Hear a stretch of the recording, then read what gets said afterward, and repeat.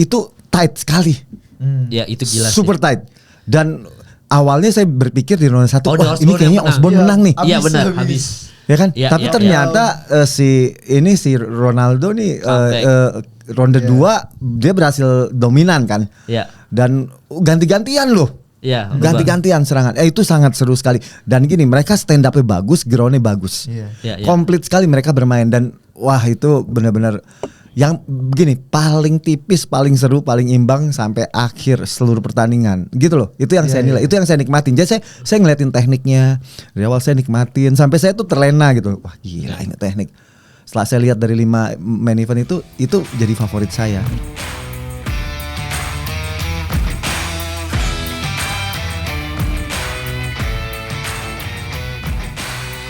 Iya, 306 baru saja berakhir. Kalau gue pribadi sih sama 306 lumayan kecewa ya karena idola saya Sean O'Malley kalah. Tapi ternyata Radio Tempur bahagia aja merap ini. Padahal kita push up loh Dok. Iya, kita push up loh. Kalau lihat video di Instagram gua sama Sardo itu dukung Sean O'Malley, Cosmax sama G itu dukung merap. Akhirnya kita kalah push up 20 kan? Iya kalah push up. Iya tapi lu seneng ya sama Karena, New Champion. Karena ini Bang, di kolom komentar juga kan banyak yang bilang, Bang bukannya di awal tahun lu bikin video prediksi lu di akhir tahun yang bakal jadi juara bantamweight itu merap, kok tiba-tiba pilih Sean? Karena makin kesini tuh kalau kita ngejagoin fighter yang secara analisis kita jagoin dan secara hati juga kita jagoin, pas kalah sakitnya double jadi gue secara analisis Sean, tapi hati sih tetap merap, pengen merap yang juara karena kalau Sean O'Malley menang itu kan narasinya udah jadi narasi double champ tuh, ngejar lawan Ilya gini-gini. Kalau menurut gue itu ngerusak divisi gitu, biar bantamweight ribut sama bantamweight aja. Kalau merap menang kan udah jadi urusannya Umar dan lain sebagainya gitu. Dan tadi beberapa followers pas tadi Cosmax jelasin soal Cosmax kan dukung merap merap gitu. Ada yang teriak gini dari followers, merap sama Sean O'Malley mah jagain title-nya Umar doang.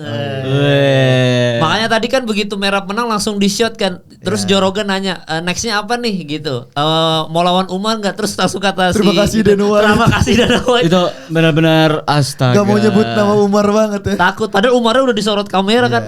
Kalau menurut gue bukan gak mau nyebut Umar, dia emang gak ditanya apa, jawabnya apa. Emang dasarnya aneh aja. Sampai Joe Rogan narik gitu kan kayak, lu ngomong apa sih? Thank you gitu, nggak jelas gitu. Tapi ya, ini sebelum kita bahas pertandingan favorit masing-masing orang ya, gua pribadi teman-teman mungkin Cosmax juga nggak tahu ya. Tapi kalau gua pribadi coach, gua kalau jadi Sean O'Malley, gua nggak akan ke Las Vegas lagi, malu, dan gua nggak akan lewat Sphere lagi karena udah pasti traumatik banget lihat itu tempat.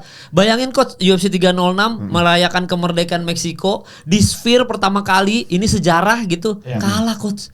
Wah, kalau gue jadi Sean O'Malley gak akan lewat itu Sphere Las Vegas. Menariknya adalah dua petahana, dua-duanya sabuknya dicabut dan dua-duanya gak ada yang mau interview, post pakai interview. Dua-duanya kecewa. Bahasa lu petahana sih, lu politik banget. Udah putra daerah, petahana. Ini bener kata George St. Pierre yang katanya lebih menyakitkan kalah didominasi 5 ronde daripada kalah kecolongan. Kalau kalah kecolongan, oke, next week gue bisa balas. Tapi ketika 5 ronde 25 menit kita bener-bener di otak-atik itu kayak mikir, ini sebenarnya lebihnya di mana gitu.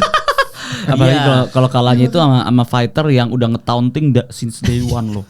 Iya. Dari day one itu kan di-taunting terus. Gak ada interview langsung cabut lah. Terus pas tanding akhir ronde pertama dicium-cium punggungnya. Iya makanya nanti kita mungkin kalau detail pertandingan tiap pertandingannya nanti Cosmax ya coach ya komentarin ya.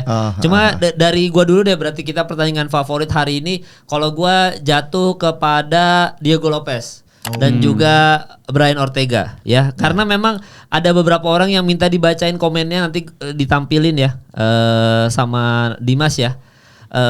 Mana yang tadi minta catat? Sebentar, gua cari dulu. Oke. Sabar ya Bang. Oh ini dia. Dari Ega Praditya, gua pegang Ortega Bang, bacain nih komen di next podcast. Brian Ortega nggak tahu ronde berapa menang finish melalui RNC, berarti rear naked choke.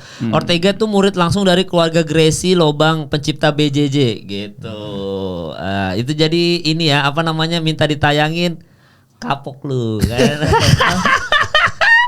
Iya, abis itu top 5 Ortega itu pengalaman BJJ jangan ditanya, prediksi boleh tapi jangan bias. Lopez menang ronde pertama kocak. Lu kagak lihat ronde pertama hampir tewas tuh Ortega tuh. Hampir aja lewat tuh Ortega tuh. Jatuh udah. Kalau bukan Ortega itu misalkan let's say, wah ini gue bisa diserang lagi nih sama fansnya nih orang ya. Tapi kalau itu misalkan Volkanovski lewat itu, setuju gak Coach? Enggak ya? Enggak lah bro. Enggak juga sih. Enggak juga ya? Enggak juga ya? Anjing gue diserang. Sodik Yusuf deh ya. Orang random lagi 13 itu KO. KO ya. Brian Ortega kalah. Kalian yakin bro? Ingat julukannya, babak belur mungkin iya, tapi pertandingan pasti bakalan berakhir dengan kuncian kemenangan Brian Ortega. Woi, banyak. Tapi sorry to say, walaupun Sardo bener ronde 3 decision tidak TKO, tapi tetap aja 2 kali jatuh kan? 2 kali. 2 kali di ronde 3 sama ronde 1. Sama leg kick yang ronde 1 ditinju, ronde 2 di leg kick. Ya itu gue kenapa suka pertandingan itu karena menurut gue itu statement kalau Diego Lopez emang the next featherweight aja sih. Kalau dari gue Diego Lopez. Ya itu aja sih, nggak ada dikomentarin. Emang tadi gue nanya itu doang Coach. Gimana cara supaya rahang sekuat Brian Ortega Coach? Kan kuat banget dia Coach. Iya. Jadi untuk bikin rahang kuat tuh ada beberapa metode. Yang satu dia ngunyah alat yang digigit, ya kan, kayak para petinju, para pegulat. Terus dia melatih lehernya. Lihat yang suka pegulat tuh yang suka kepala ditaruh di lantai, terus dia kayang, muter-muter. Video gitu Mike Tyson tuh Mike Tyson yang terus Mike dia Tyson. melatih, dia melatih apa? Trapesiusnya di sini, kekuatan otot lehernya, gitu loh. Sama itu, dia melakukan gerakan head movement.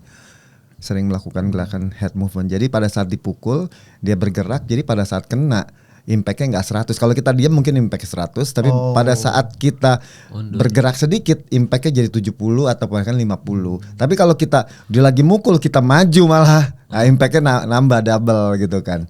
Ya itu beberapa metode untuk menguatkan. Nah tapi memang ini kayaknya kalau si Ortega nih genetik nih. Iya, soalnya dia kena telak loh, ke hook kiri apa? Saya nggak ngelihat dia latihan dipukul, latihan yang nggak pernah lihat. Tapi memang dia latihan jujitsu. Tapi memang dia dasarnya mentalnya kuat ya. Some fighter. Dan gini, banyak orang yang bilang si Ortega nih basic stand up-nya jelek gitu kan. Banyak yang bilang. Tapi kalau dilihat tadi, dia tekniknya bagus loh.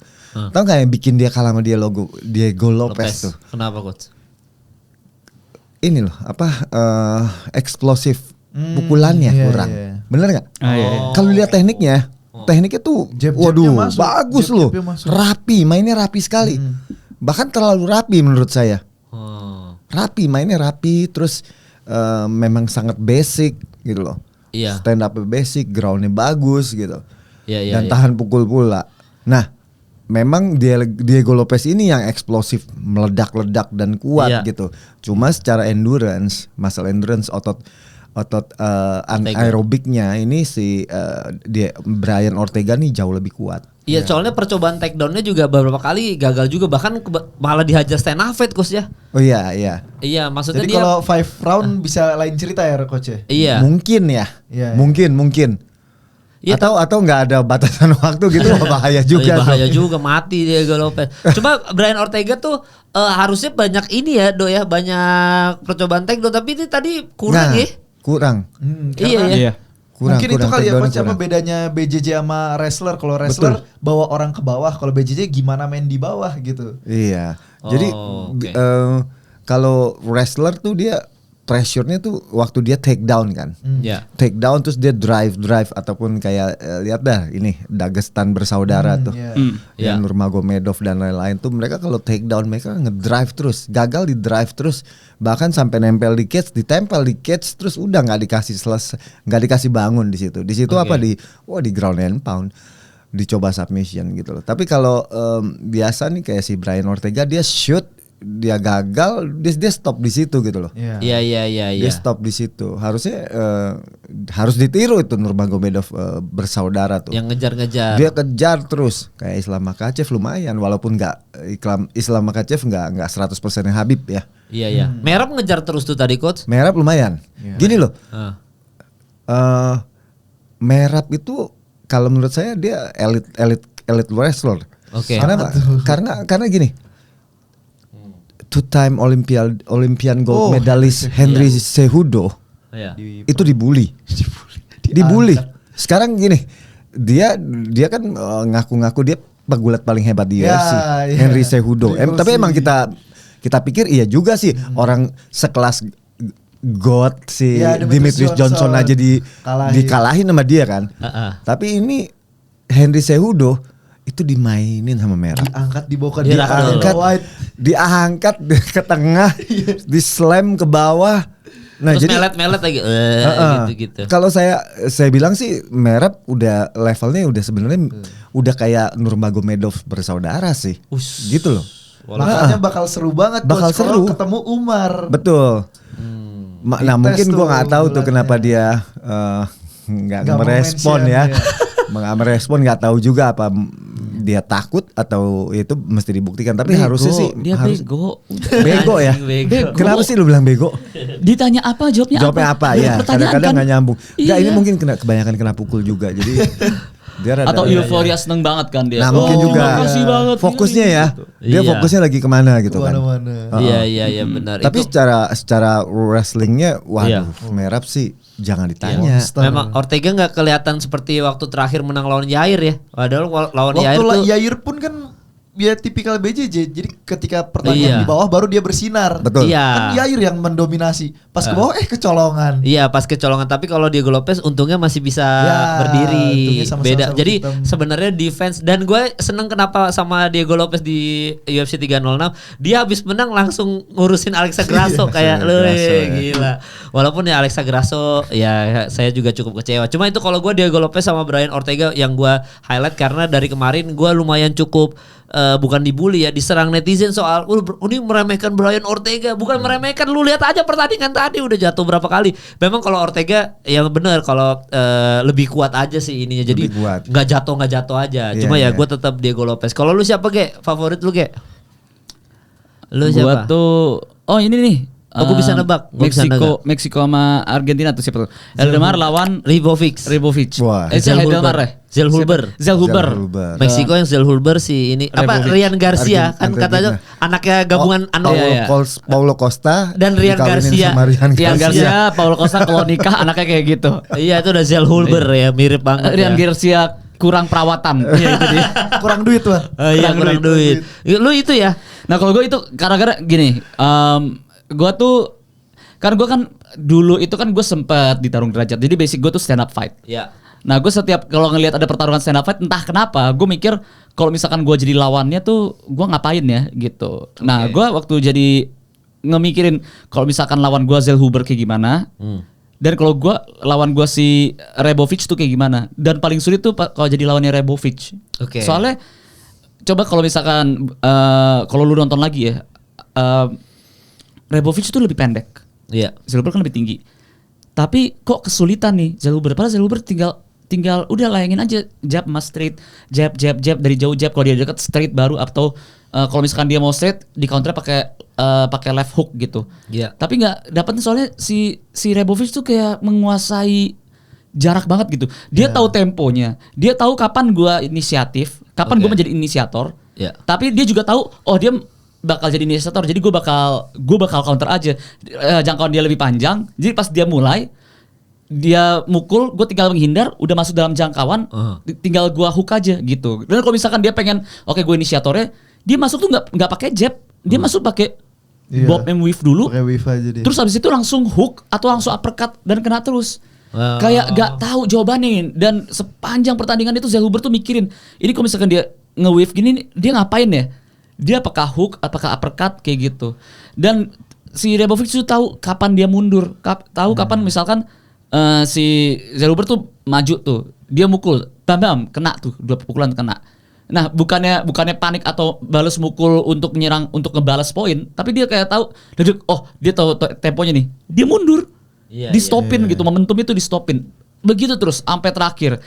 Nah, kudos juga buat Zellhuber karena Zellhuber kayak kita kan tahu dari awal tuh Sardo udah bilang ini nih Mexican nih gila banget ya, nunjukin Mexican power, Mexican spirit banget di hari Dua pertandingan yang Mexican tuh, Mexican spiritnya Ronaldo Rodriguez juga yang udah hampir giletin apa hampir naik kecok keluar. Iya benar. Dan ini Zellhuber udah sempet wobble. Iya, 2 menit itu Iya. surviving.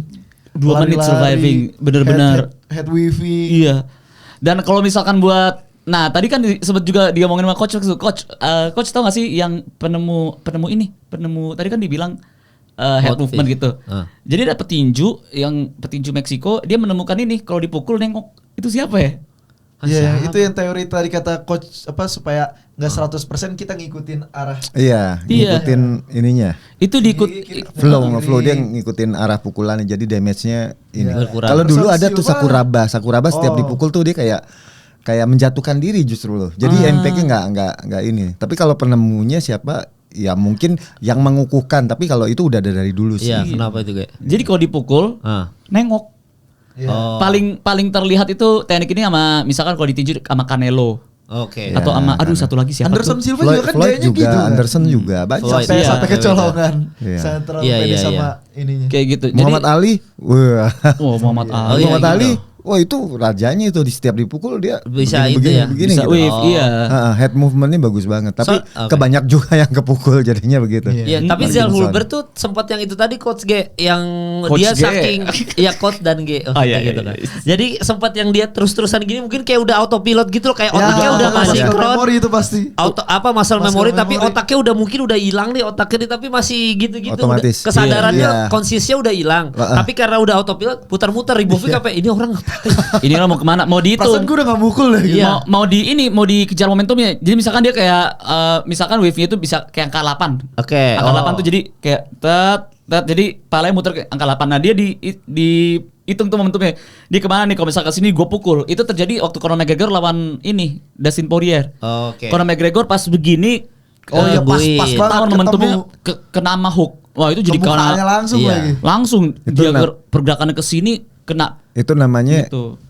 koordinatnya udah ditungguin. Iya. Iya, dihafal-hafalan Iya. itu coach ya. Dia ada di sini, dia tahu gerakannya ke sini, dicegat di sini. Nah, Oh, udah ketahuan Iya. dipotong ya. Dipotong di situ. Jadi begitu dia lewat situ udah ditungguin, tang. Nah tadi si Ribovic kayak Udah gitu, nungguin loh dia. nungguin tuh dia begini, berubah langsung, berubah. Iya, gini, orbitnya gini. berubah lagi, terus begini lagi, Orbitnya. gitu. Iya, iya. Ketika orbitnya berubah, dia udah recover, udah begini Iya, lagi. udah recover lagi. Dan Ribovic tuh sempat ini yang dia mukul dari yang masih power sampai yang udah capek. Lihat Sampai lu. capek, iya. Sampai Iya. anjir, tapi Zal Hulber enggak jatuh-jatuh. Jadi gue kalau jadi fighter juga kayak gitu frustasi sih, jujur aja. Itu ya. saya hitung tadi ya, kayaknya hampir 2 menit loh. Iya, untuk dia tampol-tampol Hampir nggak 2 menit jatuh tuh. coach sampai dia recovery lagi. Iya, sampai kesadarannya balik lagi. Gila, itu kelas tinggi tuh coach ya. Iya. Itu kalau nggak Iya, mental iya. sama spirit Mexican tuh. Maksudnya Iya. ini mungkin tuan rumah apa, mungkin nggak begitu coach ya. Ya mirip-mirip lah Brian Ortega ya. Makanya, Oh, iya.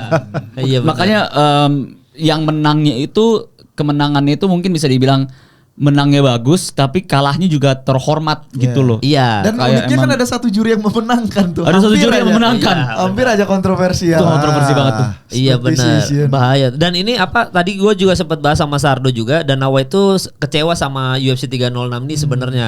Dia bilang semoga orang-orang yang dia ini kan tujuannya mengadakan di Sphere pertama kali ini adalah untuk merekrut banyak fans baru di dunia MMA dan UFC terutama ya.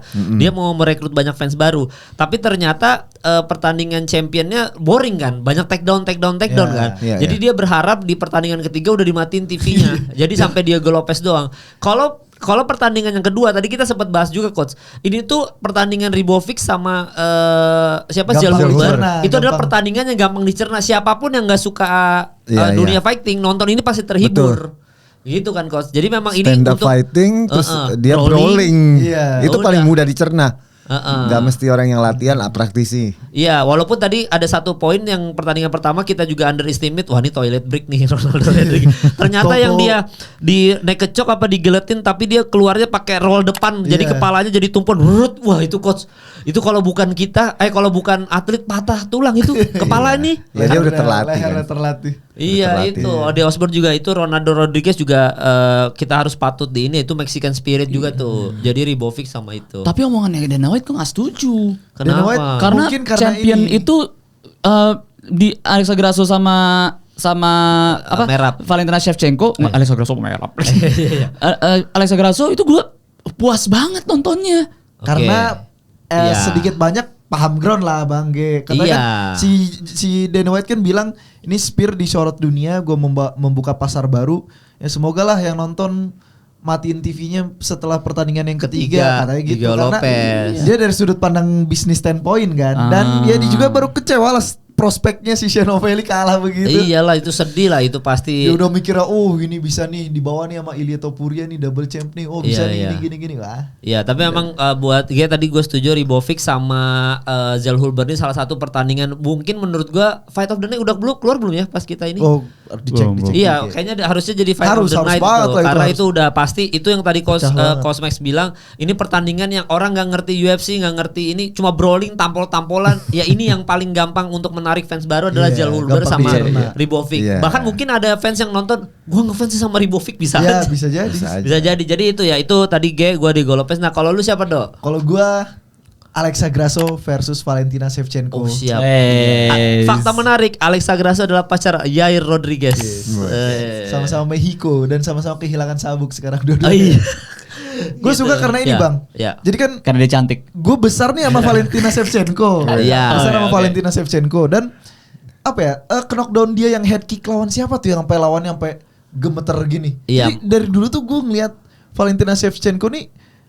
Kalau dibanding dulu kan perdebatan perempuan terkuat tuh ada dua tuh. Si kalau nggak Shevchenko ya si Amanda Nunes. Cuma Amanda Nunes tuh gue ngeliatnya kayak dia sih genetik testosteronnya lebih kali ya, jadi udah semi pria gitu kan.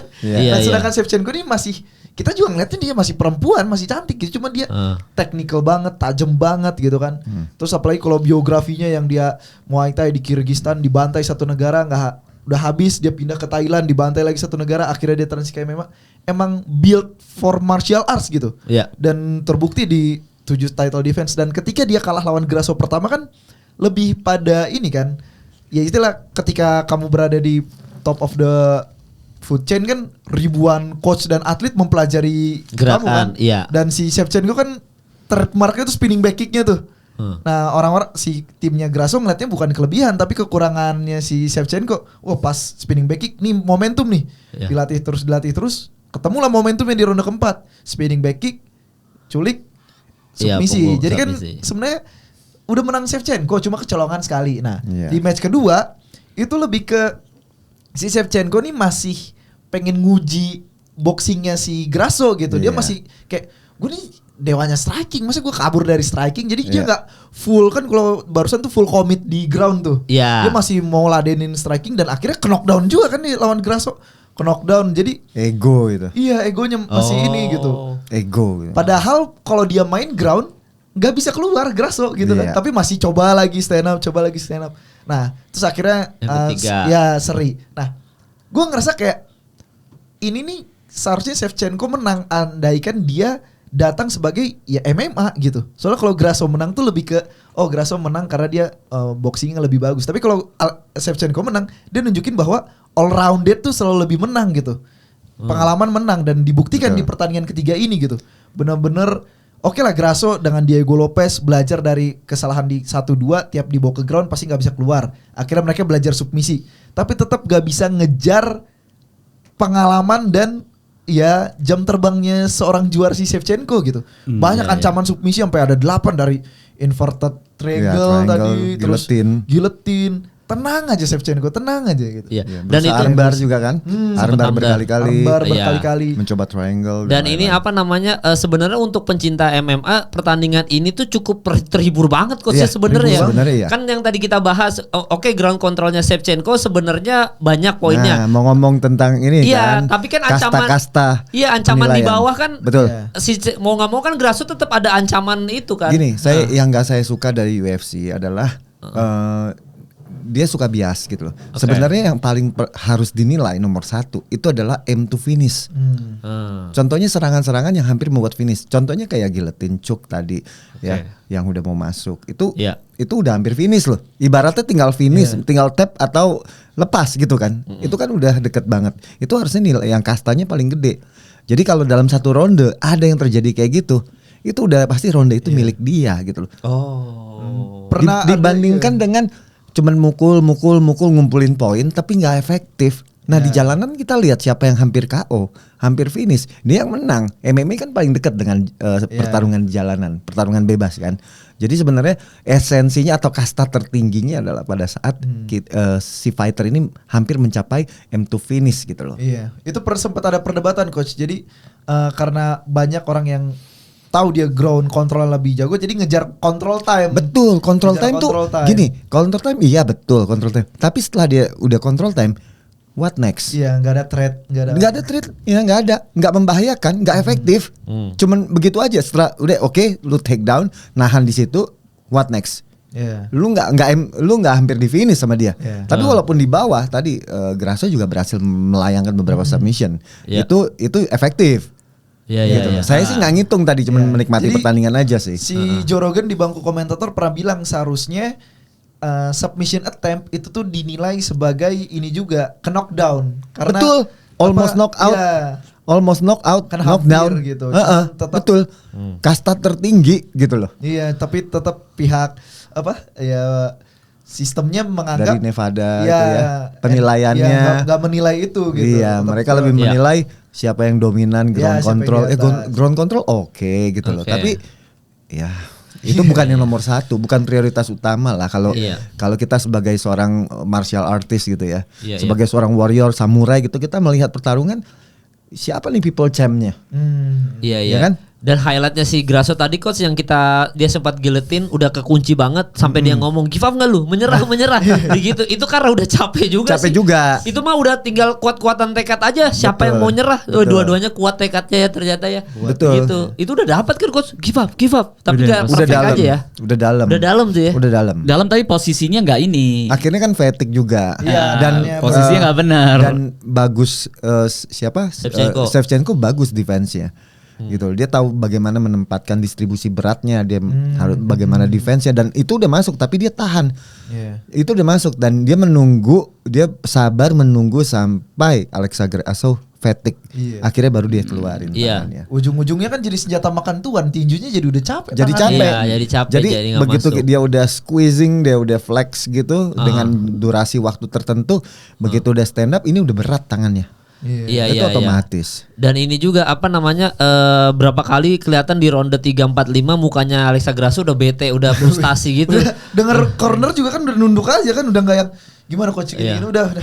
Iya, dan nggak bisa dan selalu berhasil. Masalah percobaan takedownnya berhasil terus ya Timingnya luar Shevchenko ya. biasa sih. Shevchenko Timingnya benar-benar Shevchenko. melakukan perubahan strategi yang sangat besar. Sedangkan Alexa Grasso masih di Game situ plan yang aja, sama. game plan yang sama. Karena dia ngerasa game plan saya yang terakhir Worse, berhasil. iya. Iya, Nggak taunya Iya. si Shevchenko ngajakin ground sekarang. Iya benar. Ground. Jadi yang diandalkan ground control. Dan dia Shevchenko menyadari kalau di UFC ground controlnya durasinya lama itu dan dia aktif dengan ground and pound itu dia akan mendapatkan Dapat poin. poin yang banyak gitu loh.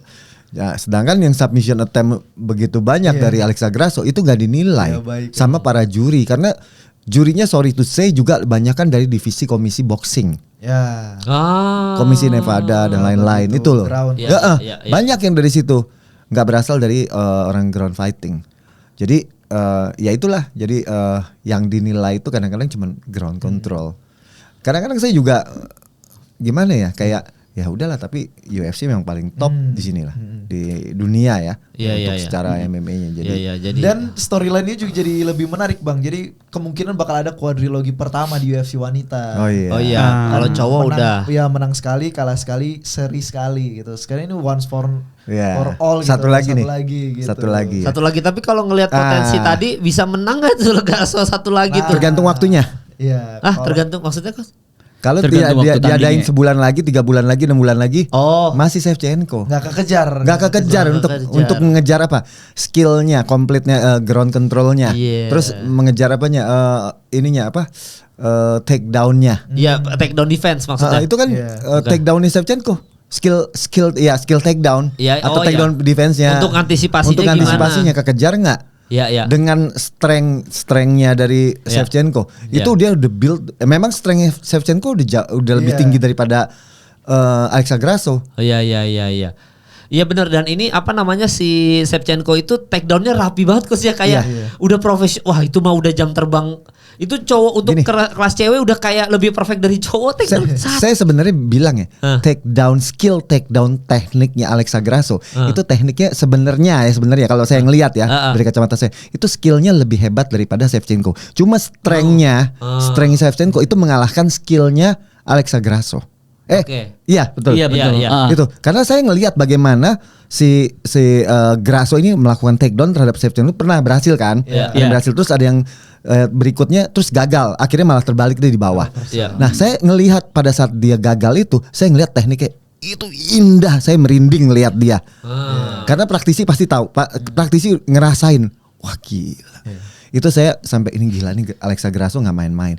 Nah, kalau untuk dibikin 5 bulan, 6 bulan atau setahun mungkin belum kejar. Tapi kalau 2-3 tahun lagi berikutnya Lama dan ya. wah itu Alexa Grasso bakal makin gila. The thing is Valentina Shevchenko 2-3 tahun lagi. Udah tua banget. Iya, udah 39 kan. 39, 38. Heeh. Nah itu tadi karena coach nyinggung praktisi pasti tahu. Menariknya antara Grasso dan Shevchenko, Iya. mereka kan juara di flyweight. Di kelas bawah tuh straweight si Zhang Weili, Zhang ranking Weili. 2 pound for pound. Ketika ditanya mau nggak kampanye double champ ke atas, Zhang Weili padahal tuh posisi sabuk lagi di Grasso ya.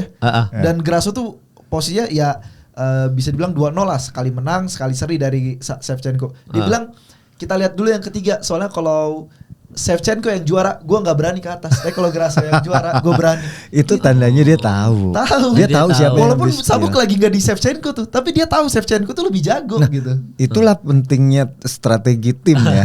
Iya. Jadi bukan cuman wah lu jago ini gue mau lawan di sini gitu, mau buktiin gitu loh. I'll make fight lah. Iya. Dan game plan-nya bro, maksudnya Nggak semua orang bisa jadi John Jones. Iya. Kenapa gitu? enggak dan game plan yang gue suka. Alexa Grasso kemungkinan besar game plan-nya dia adalah dia akan menghabiskan energinya untuk stand up fight. Iya, dia nggak Iya, nyangka iya. bakal Dia nggak sekomit nyangka. itu Shevchenko ke ground. Tapi emang stand-nya ini keren Iya. banget ya, Iya, stand-nya, boxingnya, Keren Alexa banget. Grasso keren Tyson. banget. Jadi pinter si Shevchenko ini dia nggak mau buka serangan. Dia nggak mau buka serangan pukulan. Ya, dia nunggu. Biar Grasso yang Nah, duluan. begitu Grasso mukul sama dia di crossing, langsung di counter. Selalu gitu.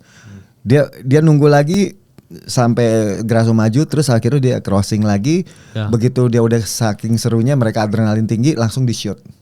Nah Iya, itu iya. yang kunci kemenangan. Abis itu dia apa? Melakukan ground control sampai Iya, selesai. sampai selesai. Frustasinya jadi double-double. Dan Jadi- sampai iya. ronde 5 pun masih digituin dengan Iya. dan bener nggak ada adjustment sama sekali dari Iya. Alexa Grasso, kena lagi. Dan kena sayangnya lagi. juga juri juga Iya. nggak menilai submission Iya. attempt dari Grasso. Iya. Jadi kan nggak Frustasi. fair ya. Tapi Lihat ada ronde 5 itu coach berapa- itu lanjut. berapa kali Grasso membahayakan Shevchenko? Iya. Dihitung nggak? Iya benar. Tapi kalau ground control pasti dihitung kan? Iya. Iya. Ah. Dan ini posisi di bawah untuk bisa submission attempt tuh berat banget tuh coachnya, Gini. karena ada posisi di bawah ya. Jadi orang masih terhipnotis dengan posisi top and Atas. top and bottom. Iya. Sebenarnya bukan top and bottom, tapi Oke. priority-nya adalah dominan atau efektivitas. Ah, oke. Jadi dominan itu bukan berarti top ataupun bottom, dia bebas aja. Oke. Selama dia melakukan efektivitas submission ataupun percobaan ground and pound dari posisi bawah pun atas, itulah yang efektif, itulah yang dominasi sebenarnya. Tapi orang suka terhipnotis, terlena dengan kalau top itu ground control. Iya. Nah itu hafalan orang yang nggak mengerti, hanya tahu aturan tapi nggak tahu esensi Iya. dari martial art itu sendiri. Iya. Oh. Itu menarik coach Nah, tadi bilang apa itu loh. top and bottom Hah. di tahun 2020 waktu awal-awal Radio Tempur bikin video waktu Habib menang lawan Justin Gaethje itu banyak banget yang komentar Habib kan di bawah kok si Justin Gaethje pingsan gitu kan triangle kan Habib itu. kan di bawah kok kalah Iya. Bener-bener. Jadi ya itulah seninya ground fighting. Oke. Kalau kita masih melihat kulit, orang akan menilai itu. Tapi kalau kita udah mulai belajar tentang ini, itu orang akan melihat ke esensinya. Oh, ya oke dia di bottom tapi lihat dong efektivitas dia submission attempt, dia choke atau dia join lock ataupun dia Iya. attack ground and pound dari Iya. posisi bawah. Itu yang harusnya menjadi salah satu perhitungan juri di UFC. Iya. Dan memang 306 ini sebenarnya untuk pencinta ground game pertandingan pertama satu ke Alexa Grasso sama Sean O'Malley itu terhibur banget sebenarnya Puas coach. harusnya, Iya. puas. Iya berat itu kelas tinggi iya. itu. Mereka Alexa Grasso sama Shevchenko, Sean O'Malley merah kan Sean O'Malley berusaha keluar dari merah berapa kali kan akhirnya gagal merah udah bisa Sean O'Malley udah bisa adjustment. Terus yang Ronaldo Rodriguez sama Ode Osborne itu kan berapa kali tuh keren Betul. banget tuh ground Iya, game-nya. iya. Jadi sebenarnya itu surganya pencinta ground game tuh ada di UFC 306 sebenarnya. Betul. Plus ya sama pilihan lu tadi Salah kayak event Betul. Itu baru Salah fight event. team. Jadi lengkap tuh sebenarnya UFC 306 tuh paket lengkap. Ground game-nya bener, ronde yang satu Alexa Grasso sama ini. Terus yang pertandingan stand up fight-nya Ortega sama Diego Lopez itu sebenarnya kan kebanyakan stand up fight kan. Betul. Yang kita nunggu di bawah nggak bisa nih Diego Lopez gak kekunci-kunci sama si Jal Hulber tadi itu dua-duanya udah stand up fight dapat, ground game dapat. Secara ini ya terhibur, kita terhibur banget Terhibur. sebenarnya. Iya. Saking Iya. terhiburnya gue tuh sampai terciptalah Jingle. Jingle. Oh ada jingle. Oh, ada jingle dulu. Sebentar ya, Coach ada, Ada jingle. Dari Bung Ge sebelum nanti pilihan Oke, Coach oke. Max ya. Kita menit sih- 34 ya. Iya. Coba ada jingle Jingle silakan. ada. Kehabisan energi, Grasso. Loh, oh tagline bukan jingle Itu dong. dia. Rosso harusnya Rosso. Biasa, aku main aja. Singgung siapa tahu ada sponsor, Bang. Iya boleh, Oh, biarin iya. aja. Yang menit 34 boleh di skip. Tidak ada langsung ya. energi, Grasso. Lu skip lagi. Jangan di skip. Oke coach, silakan coach dari Coach Max mungkin pertandingan. Tidak ada energi. Gak ada, tidak ada energi. Coach Max juga ada jingle. Oh, ada Gak jingle ada saya. jingle. Gak ada. Nih, kalau Iya. saya mau Oh, puisi. analisa beberapa, bukan oh, puisi. Analisa. Oh, Oh, analisa saya kira beberapa. Jadi puisi. Anjir. justru pertarungan saya yang paling saya suka Ya. itu sebenarnya Ronaldo Rodriguez versus Ode Osbourne. Oh benar. Pembuka main Iya. event. Pembuka Bukan main event. Setelah itu baru Sean O'Malley sama Merab. Oh jadi si Ronaldo, oke. ya memang itu Iya, keren banget iya. coach. Ronaldo Rodriguez yang nomor 1, nomor 2 Sean O'Malley, yang nomor 3 baru Alexa Grasso sama Valentina Shevchenko. Baru Jal Hulber. Ya, keempat Brian Ortega Oh justru Brian sama Ortega. Diego Lopez. Terakhir baru Daniel Zellhuber dengan Esteban. Kenapa Lopez daripada Pecinta- Jal Hulber? pecinta Gini. ground. Heeh. Daniel Zellhuber sama Esteban Ribovic Ribovic. itu saya bisa nonton di pertandingan K1. Oke. Oke. Iya, iya. Makanya kayak nonton Kewan ya, gitu ya. Iya, Oke. saya ini mau nonton MMA. Makanya Semua dia- senjata ada. Mukul, nendang, banting, kuncian, cekikan. Nah, Iya. itu yang paling deliver. Yang paling super technical tadi adalah Ronaldo. si Ronaldo sama Iya. Osborne. Oh, di Osborne. Itu Gila. itu tight sekali. Ya itu gila Super sih. tight. Dan awalnya saya berpikir di ronde 1, Oh, di wah Osborne ini kayaknya yang menang. Osborne Iya. menang nih. Iya Habis, benar, habis. habis. Ya kan? Iya, Tapi iya, ternyata si Ronaldo nih Comeback. ronde 2 dia berhasil dominan kan. Iya. Dan ganti-gantian loh. Iya. Ganti-gantian serangan. Itu sangat seru sekali. Dan gini, mereka stand up-nya bagus, ground-nya bagus. Iya. Iya, iya. Komplit sekali mereka bermain dan wah itu benar-benar yang begini paling tipis, paling seru, paling imbang sampai akhir seluruh pertandingan. Gitu loh. Itu yang saya nilai, itu yang saya nikmatin. Jadi saya ngeliatin tekniknya. Dari awal saya nikmatin sampai saya tuh terlena gitu. Wah, gila ini teknik. Setelah saya lihat dari 5 main event itu jadi favorit saya. Ronaldo Baru Rodriguez. Baru sebenarnya gini, kalau Sen itu sama Merab ya secara saya melihatnya memang agak boring ya. Tapi saya ngelihat dari sisi strategi mereka gitu loh. Oke. Strategi. Jadi mereka berusaha perang strategi. Cuman sayangnya strategi Iya. Merab itu lebih lebih jitu. Lebih gitu. Yang saya bilang kan tadi sniper versus senapan mesin. Iya. Ya kan? Senapan mesin rasionya kenanya Iya, tuh lebih di tinggi. target lebih banyak. Karena dia dibandingkan Tembak yang sniper terus. sekali-sekali. Sekalipun sering macet nggak keluar. Tapi kalau sniper dia hajar terus keluar, tiba-tiba kena, tiba-tiba kena, tiba-tiba kena. Take down berkali-kali, di ground and pound berkali-kali. Akhirnya jadi kita nggak terlalu chance-nya saya rasa akan lebih besar si grappler ini. Iya iya. Nah sebelum Kos lanjutin lagi, kalau dari lu dulu Ge, nanti muter dari Sardo Ge, baru Cosmax untuk penutupnya ya. Kenapa Sean O'Malley kalah menurut lu Ge? Kalau menurut gua. Iya menurut lu dulu, nanti kan coach terakhir nih penutupnya. Oh ini tapi kalau misalkan kalau aku ini coach, aku punya analogi yang berbeda. Iya, iya. Kalau Apa? soal ini.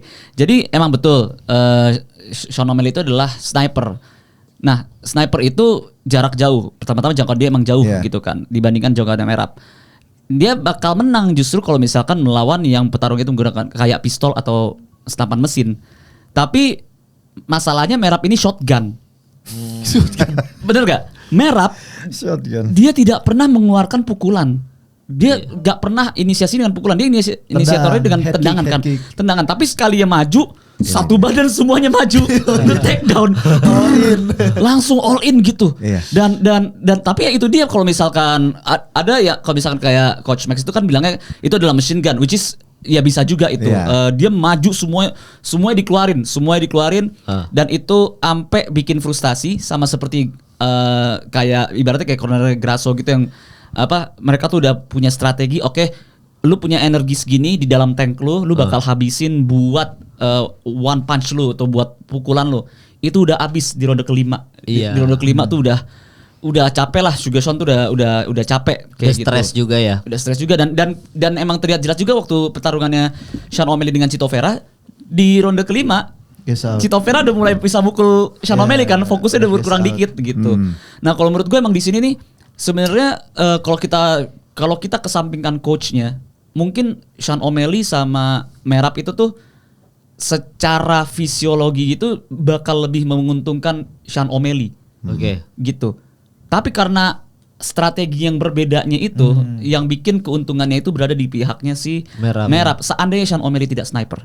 Seandainya Sean O'Malley dengan jarak lebih panjang, kontrol distance aja dia jab dan si Merab bukan tipikal yang kayak jago defense juga kok, kena aja kok ronde pertama bibirnya pecah. Iya. Bibir pecah. Saya sempat bilang ini Sean O'Malley kan sebenarnya posturnya mirip sama Max Holloway. Iya. Seandainya Sean O'Malley ngeluarin tekniknya Max Holloway untuk menghadapi si Merab bisa efektif loh.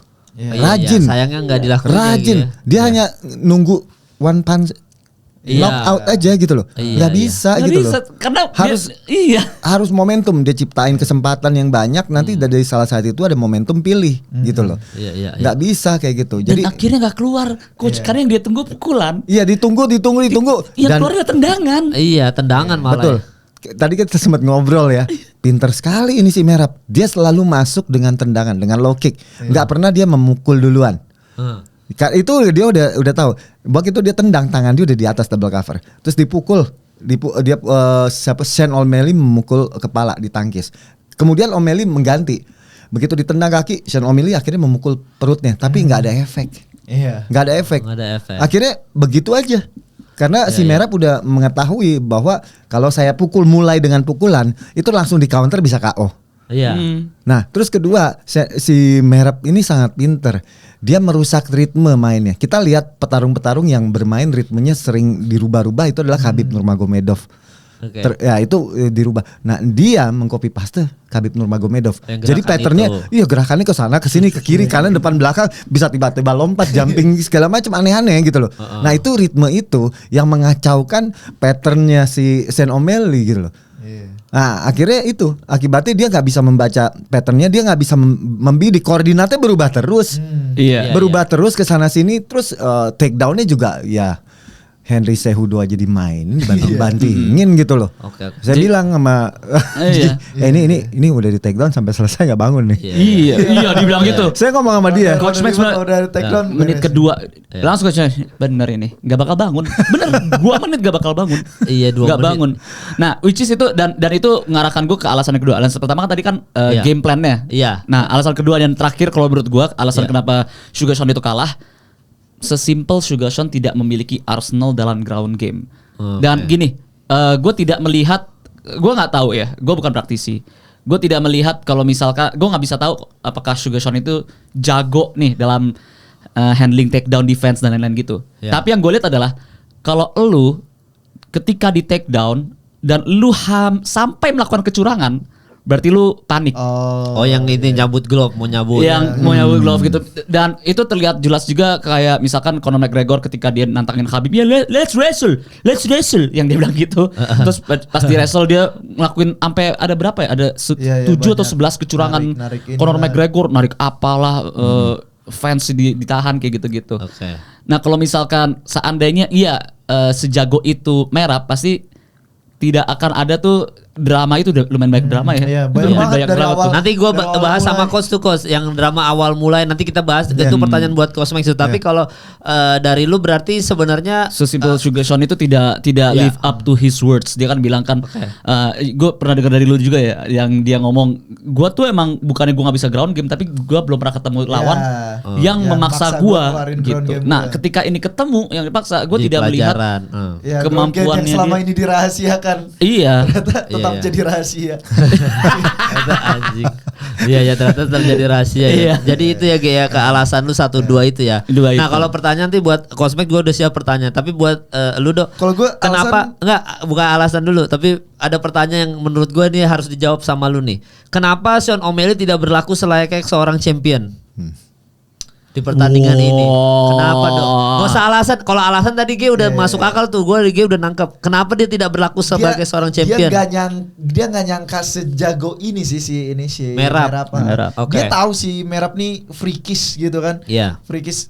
Mungkin gini. Mungkin dia sama kayak pemikiran gue. Gue waktu kenapa berubah pemikiran gue si Merap bakal kalah dari Sean O'Malley karena ya dari 2 pertandingan yang Henry Cejudo sama Marlon Moraes dia kecolongan gitu kan. Lawan Sean O'Malley gak bisa kecolongan. Tapi waktu kecolongan sama Henry Cejudo sama Marlon Moraes itu kan karena lagi terlalu over PD kan dia PD terus kecolongan baru oke fokus. Nah, gue mikir jangan sampai nih dia over PD nih waktu lawan si Sean O'Malley. Tapi ternyata di pre-fight press conference itu sebenarnya yang seharusnya mengingatkan gue kalau si Merap nih take this fight very seriously karena dia kan orangnya agak unik ya dan over PD kan ada agak unik over PD tapi waktu ditanya dibilang secara style fight nih kalau secara textbook wrestler versus striker lu udah pasti menang, lu punya segala formula untuk menang. Menurut lu gimana? Terus dia bilang iya gue punya segala formula untuk menang tapi Sean juga punya 1 pukulan untuk menang. Jadi dia mengakui gitu si Sean seberbahaya itu. Jadi ngelihat pertandingan tadi kan kita ngelihat gak ada yang over commit, gak ada yang apa, bener-bener stick to plan aja tuh si Merab Dvalishvili. Dan itu yang bikin si Sean kayak gue pikir bakal keluar momennya gitu. Dan gue setuju sama Coach Max.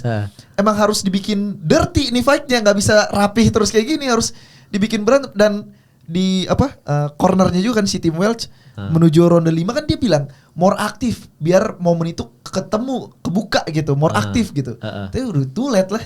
Udah sisa 5 menit dan bener 1 takedown aja dapat beres udah fight. Dan itu tendangan itu baru keluar berapa ronde tuh yang perlu sakit. Gak dikejar juga kan. 4G kayaknya sempat sakit dulu. 5 tuh ya. 5 kayaknya 5 sakit ya yang karena gue takut push up.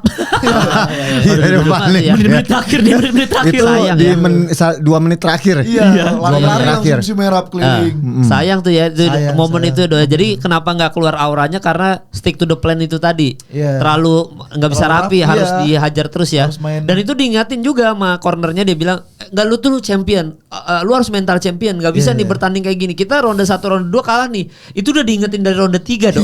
Tapi nggak ada perubahan apa-apa. Sean O'Malley begitu lagi.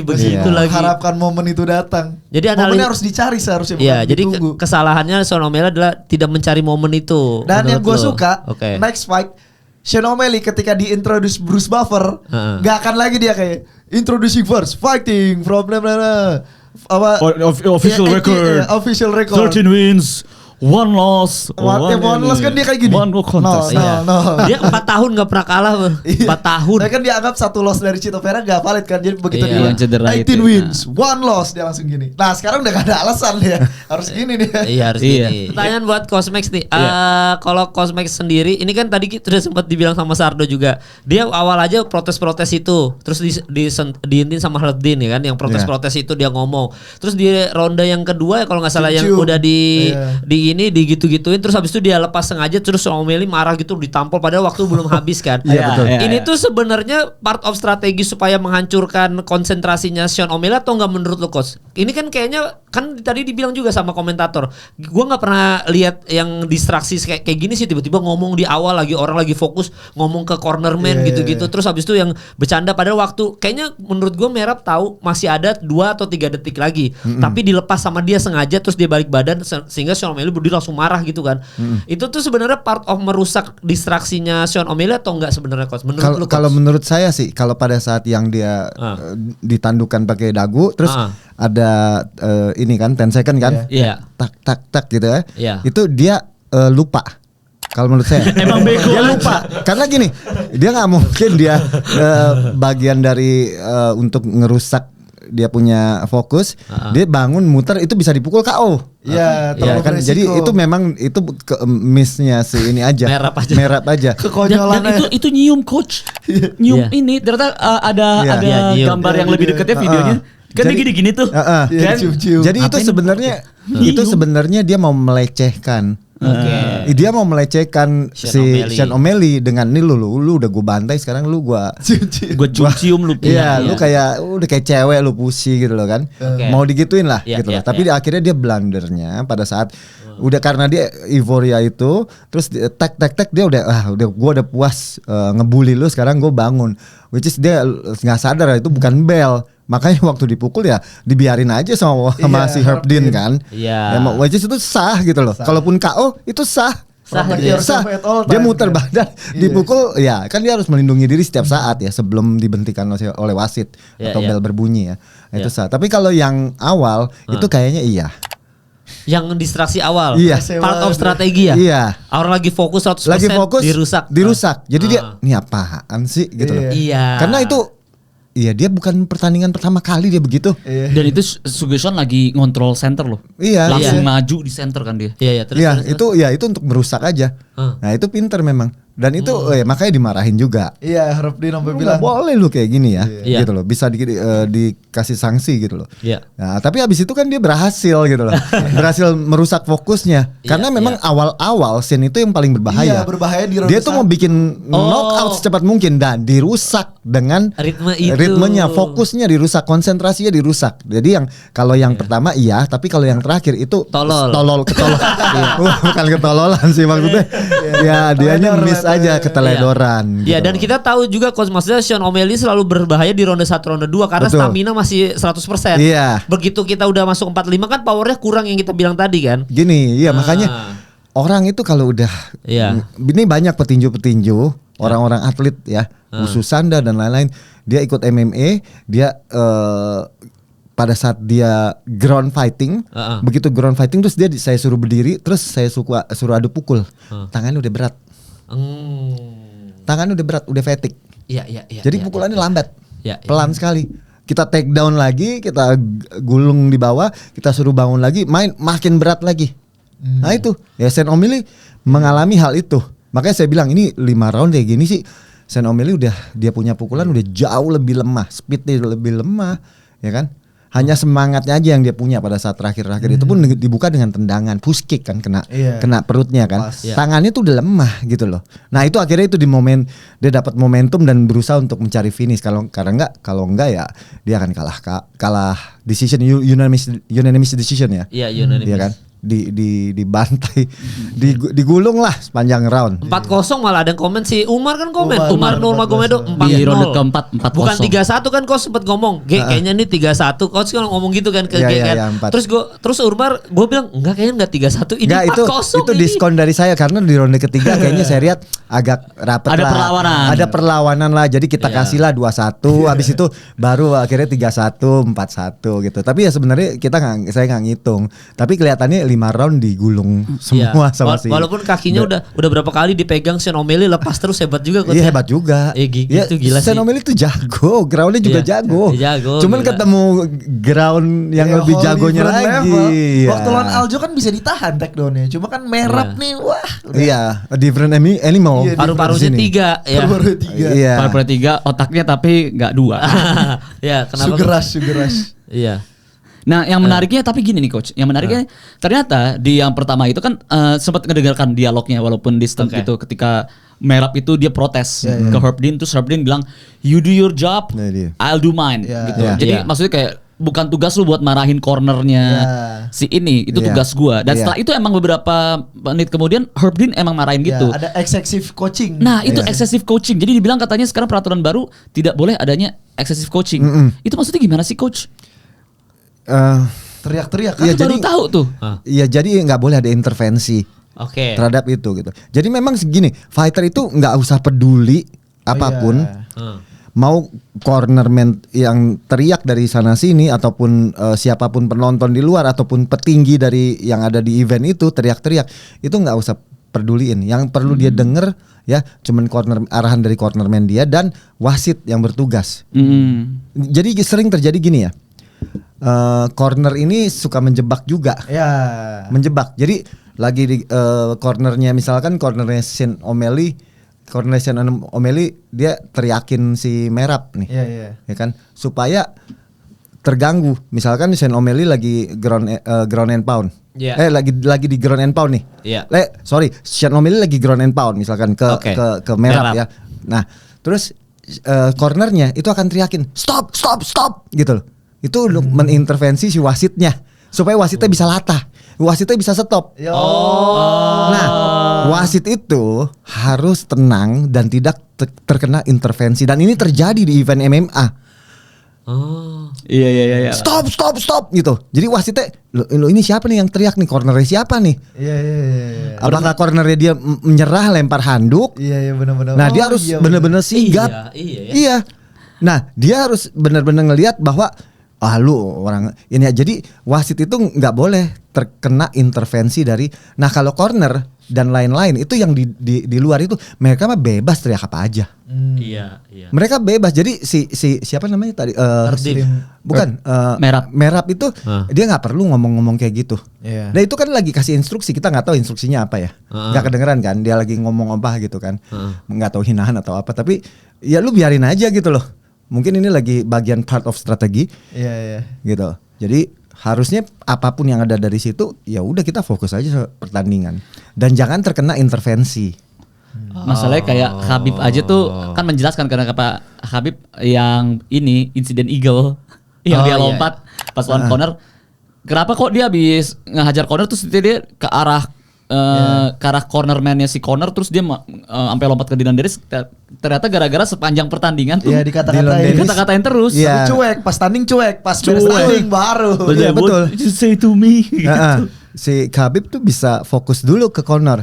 Setelah selesai baru urusannya. Nah, itu harusnya ya nggak harus rusuh juga sih ya. Tapi apa yang dilakukan Khabib pada saat dia fokus di situ, dia nggak ngurusin Dylan Dennis sampai selesai.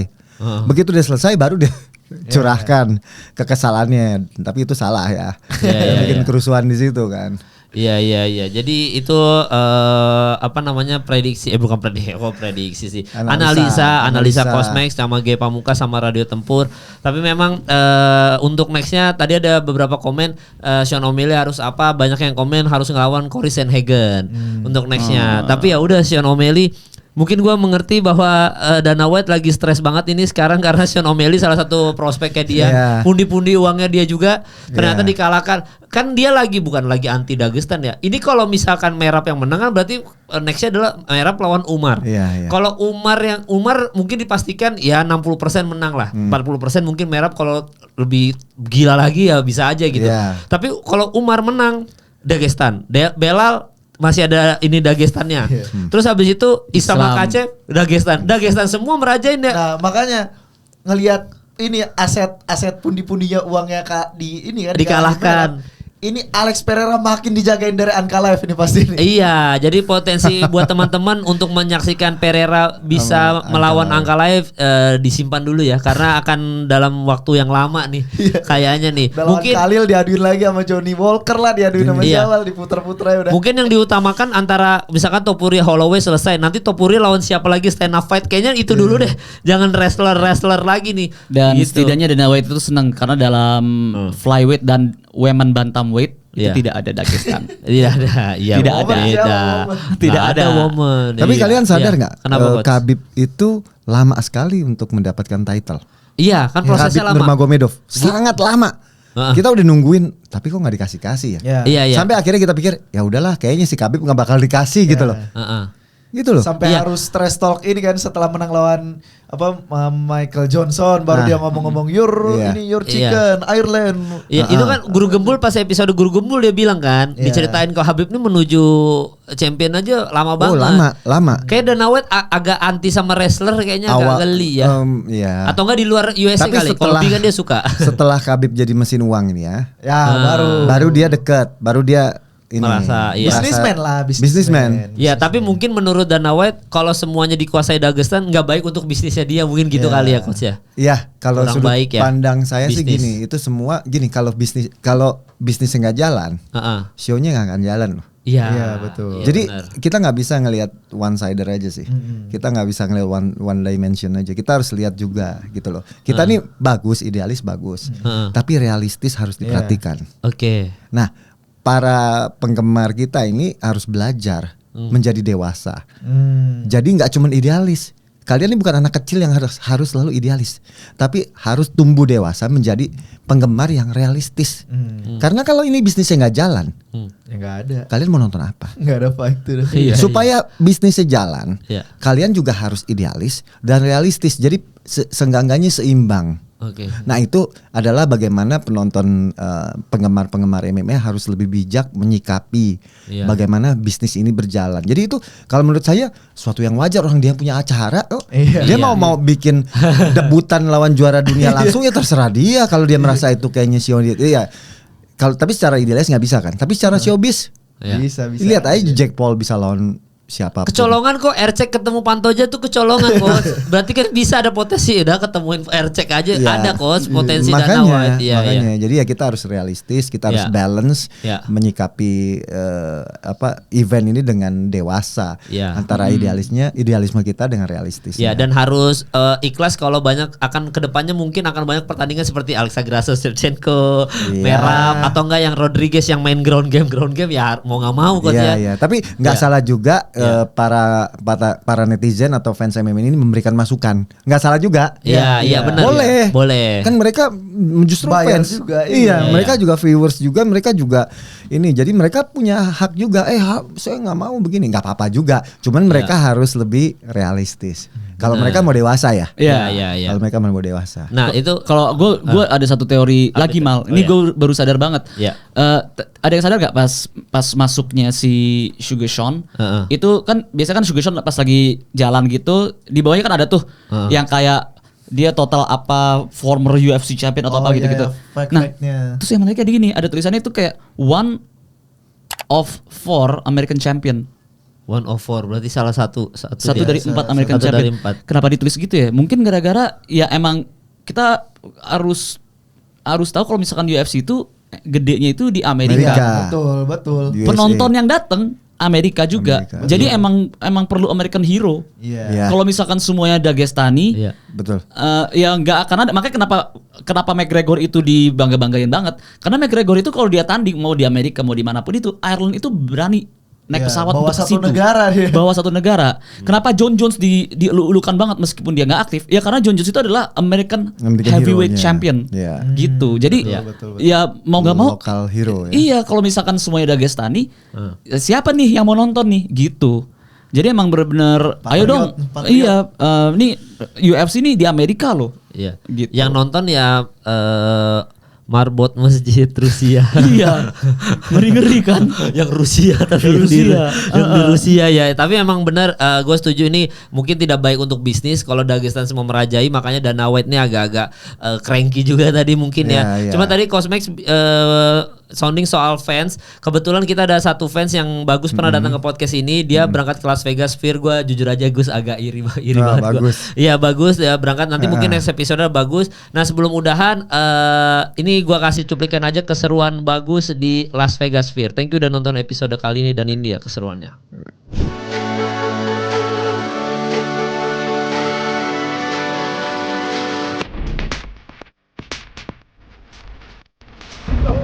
Let me sit some